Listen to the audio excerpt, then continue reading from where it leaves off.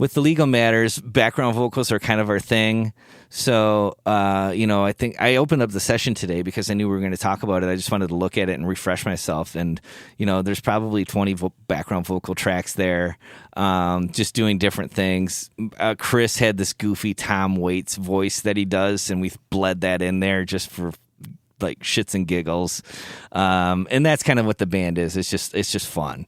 And so, yeah, the track just kind of starts from this one place and kind of grows into something, and it's hopefully it fit the lyric. And as far as studio trickery, I think since the room is the Sunset Sound Studio 3 plugin, the third room, which is a little smaller, but it seemed to work really well for this track. It's 2 guitar parts. The main really gnarly, ugly guitar is through like a spaghetti western, which is like a Maestro fuzz box.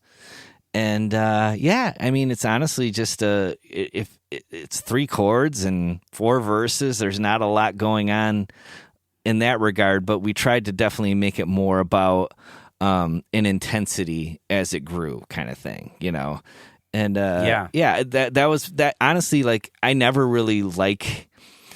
When we do these Legal Matter records, I'm usually the writer on half the songs, and Chris is usually the writer on the other half. And I usually always just love all of Chris's songs, and just like mine are like, whatever.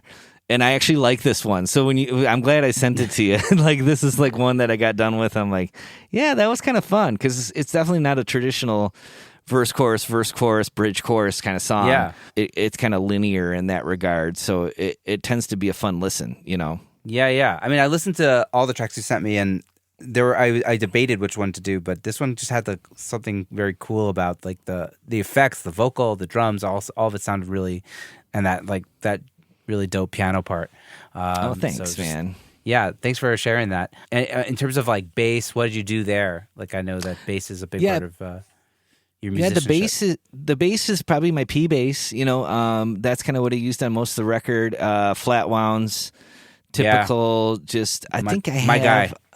Yep, and I think I have like I have the pickup that's in it is it's the one they put in the 52, like the USA one. I mean, it's just a Squier P bass. Mine's just a Squier P bass, but I kind of gutted it and I put that 52 precision bass pickup in it, and flat wounds, and usually I use a DI.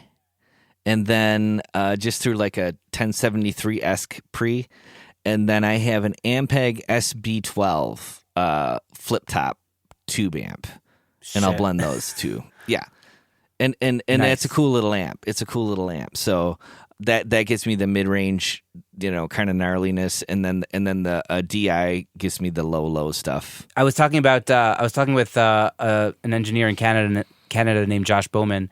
And he was telling me that the Sound Radix plug-in, the auto line, works really well for like when you have a bass DI and amp. I don't know if that's something that you've thought about or experiment with. I'm like a pure DI bass, recording. I'm very simple, but and I am most of the time too. I just and honestly, sometimes I'll just reamp it. I'll take my DI and I'll just reamp it out into my bass rig if I need something else.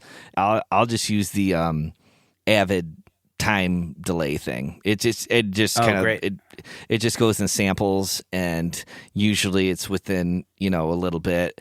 There's also a UA plugin that's it's a Little Labs. I think it's called IBP, and it's got some time things that you can mess with it, and different phase things that you can mess with too, that sometimes are just I have no idea how they work. I just push buttons and then just move knobs, and it's like, that sounds the best. Cool. All right, leave it there. So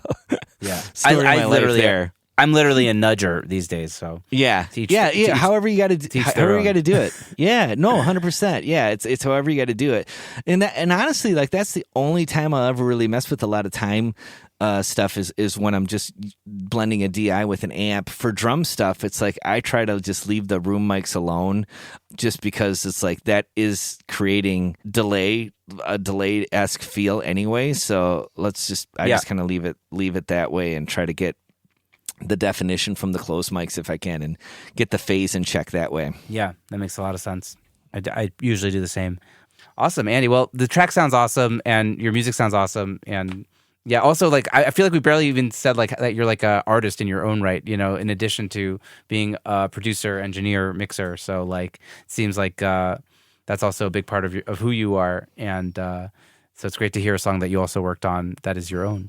No, I appreciate that, and I feel like it's just kind of all intertwined at this point. I used to try to separate the things, but now it's like it's all just the same thing. If it's music, it's all related. It goes into the studio, it goes into my songs, whatever, Yeah, it's interesting. It's like people try to separate or don't try to separate.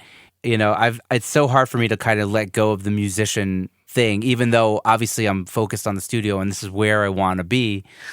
Someone calls me to play bass on a gig I want to do. It's like I really want to play a gig. You know what I mean? So like, yeah, it's hard to divorce those things. You know what I mean? Like it's all part. Like I'm in the studio because I want to play music. Because I wanted to play music, and like it's all like I totally relate to that, and I'm figuring that out for myself as well. So yeah, thanks for sharing that. Yeah. Oh, man, my pleasure. And thanks for having me, dude. It was a blast. I feel like you and I could probably talk for another 10 hours. Yeah, maybe we will another time, at a NAMM one day or something. But that would be great. Or just a casual catch-up. But before I let you go, and another before I let you go, so now I've given you two of those.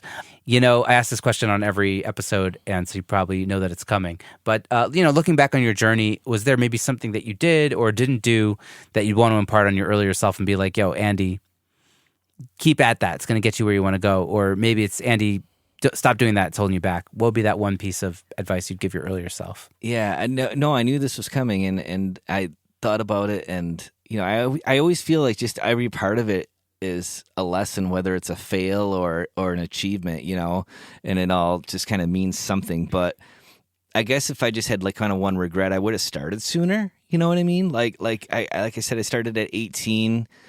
But then again, I had this like super high school, like rough time in high school, and I turned to music and became a music lover first. So that was important, I think, for it to happen. So, but yeah, I don't know, man. I would probably just say I wish I would have started sooner, and I wish I would have like dabbled into maybe even. I kind of missed that window of being like a runner in a big studio kind of job internship. I would have loved to have done that. That would have been fun. Meeting, working at like a big ridiculous studio with like 4 rooms and just bounce around. And I think that would have been something that would have been very useful for me that I didn't get a chance to do. I totally relate to that. I just mentioned Josh Bowman, and in his podcast episode, he talked about working at the Warehouse in Vancouver, which is like one of the biggest studios out there. I think it gave him a really well-rounded education. Kind of gave him like, and even though it was maybe not so easy, but when you're in your 20s, like that's the time to do that stuff. You know what I mean? And I got started just a bit, also like a bit too late for that. And by the time I wanted to do production, there was like. No studio wanted me. Everyone's like, yeah, it's just me. Get out of here. Like, it's like, I guess I got to open a business then. Yeah, I'll start my own. I'll get you. Yeah. Yeah, literally. That was the only option I could see. And but it is what it is. We just got to keep going onward and do the best we can with what we're given. And anyways, Andy, it's been super, super awesome. Thank you for taking the time to do this. Really appreciate you. Oh, man, I appreciate it too, Ben. Thanks for asking me. And thanks for doing the podcast, man. I love listening to it. It's I've learned a lot from people I didn't even know what their careers were, and it's such a useful tool for all of us. So I appreciate you doing it. Wow. Thank you. I appreciate that. It's great to hear that. It helps put a little fire under my ass to keep doing it. So thank you. That's great. Oh, that's awesome. All right, man. So be in touch, okay? All right. Hey, thanks, Ben.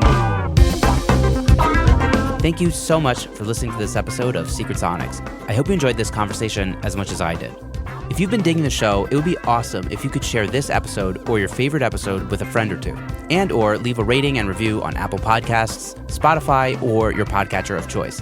That's it for now. Have a great week. Take care and dig in. See you soon. Bye-bye.